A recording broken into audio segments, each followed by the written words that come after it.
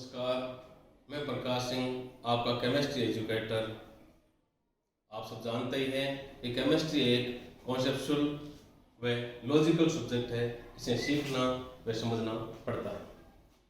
हम ऑक्सीकरण अपचयन की पुरानी अवधारणा, पुराने कंसेप्ट पढ़ी थी, जिसमें ऑक्सीजन का समावेश या ऋण विद्युत तत्व का समावेश या हाइड्रोजन का निष्कासन या धन विद्युत तत्व का निष्कासन वो ऑक्सीकरण कहलाता है, और इसका बिल्कुल उल्टा अपचयन कहलाता है। आज हम पढ़ेंगे ऑक्सीकरण व अपचयन की इलेक्ट्रॉनिक अवधारणा।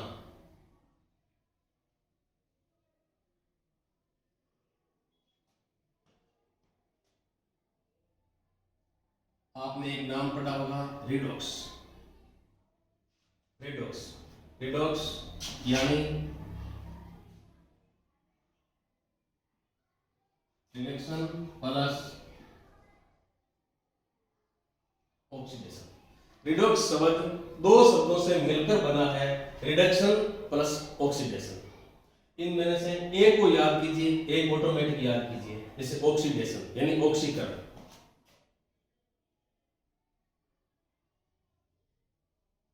ऑक्सीकरण, और ये अपचयन। ऑक्सीकरण लॉस ऑफ इलेक्ट्रॉन, इलेक्ट्रॉन का दान।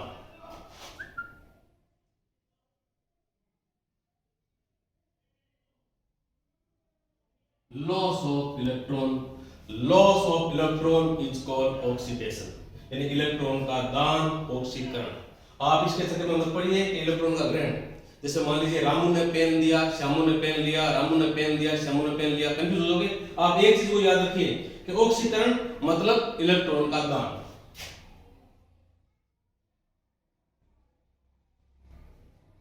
इलेक्ट्रॉन का दान। ऑटोमेटिक अपने आप ही अपचयन का मतलब इलेक्ट्रॉन का ग्रहण।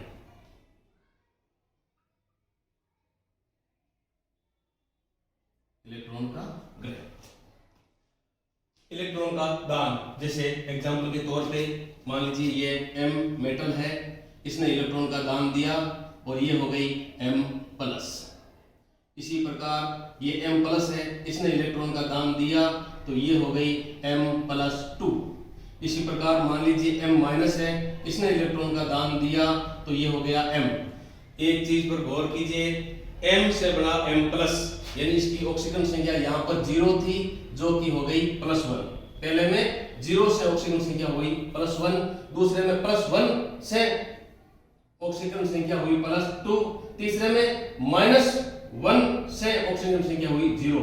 तो बिल्कुल ऑक्सीकरण यानी इलेक्ट्रॉन का दान यानी ऑक्सीकरण संख्या में वृद्धि।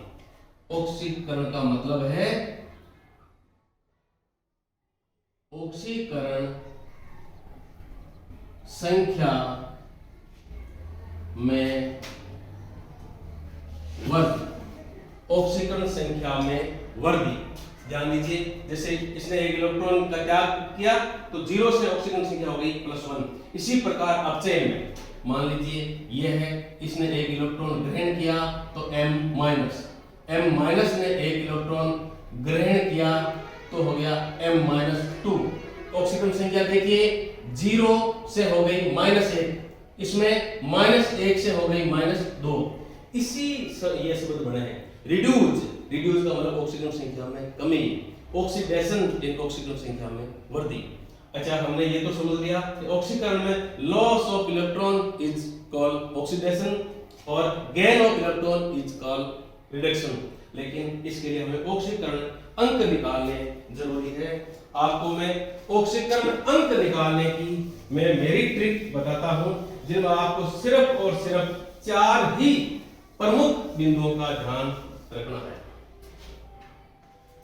जैसे प्रथम वर्ग,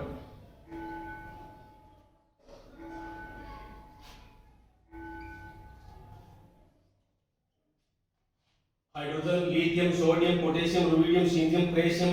इस प्रथम यौगिक के ये तत्व, प्रथम वर्ग के ये तत्व अगर किसी यौगिक में हो तब इनका ऑक्सीकरण अंक सदैव +1 होगा। इसी प्रकार हम दूसरे वर्ग की बात करते हैं।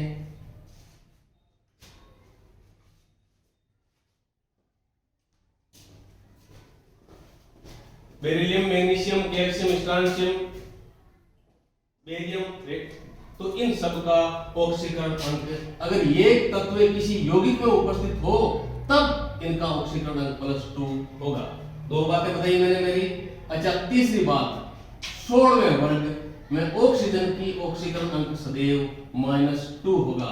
इसी प्रकार 70वें वर्ग है जो फ्लोरीन, क्लोरीन, ब्रोमीन, आयोडीन, इस ग्रुप का ऑक्सीकरण अंक सदैव -1 होगा। कब? जब किसी ये यौगिक में उपस्थित होंगे। चलो एग्जांपल के तौर पर बताता हूं। तो Na की ऑक्सीकरण अंक कितना होगा? Na का ऑक्सीकरण अंक +1 नहीं होगा। ये अगर किसी के साथ होगा, जैसे NaCl में अगर NaCl में Na का ऑक्सीकरण अंक होगा +1, सिर्फ Na है तो ऑक्सीकरण अंक 0 होगा। ये हमेशा ध्यान रखना पड़ेगा। अच्छा, अब जैसे मान लीजिए एक एग्जांपल लेकर के हम ऑक्सीजन संख्या समझ रहे हैं।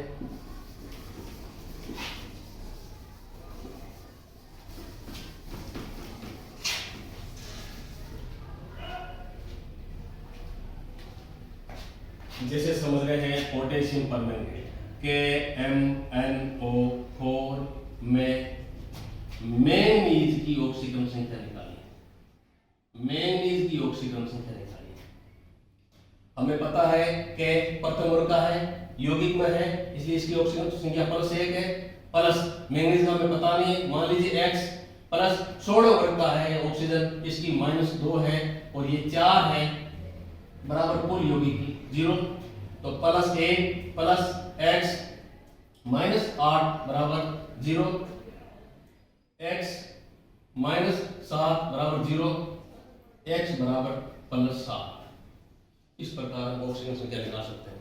अपवाद है जैसे हाइड्रोजन पेरोक्साइड, जिसमें ऑक्सीजन की ऑक्सीकरण अंक -2 नहीं होता है, तो हम याद कर सकते हैं। हम जानते हैं हाइड्रोजन प्रथम वर्ग का तत्व है, +1 है, +1 तो गुणा 2 प्लस ऑक्सीजन का हमें पता नहीं है, मान लीजिए तो 0, तो 2 प्लस X बराबर 0। अच्छा, ऑक्सीजन 2 है ऑक्सीजन, 2 ऑक्सीजन है, 2x, ठीक है, बराबर 0। तो हमारे 2x बराबर -2, तो x बराबर -2/2 बराबर -1। तो यहाँ पर ऑक्सीकरण अंक हाइड्रोजन पेरोक्साइड में ऑक्सीजन का ऑक्सीकरण अंक -1 है। अब हम एक सिंपल से एग्जांपल में हम देखते हैं कि किसका अपचयन हुआ है और किसका ऑक्सीकरण हुआ है।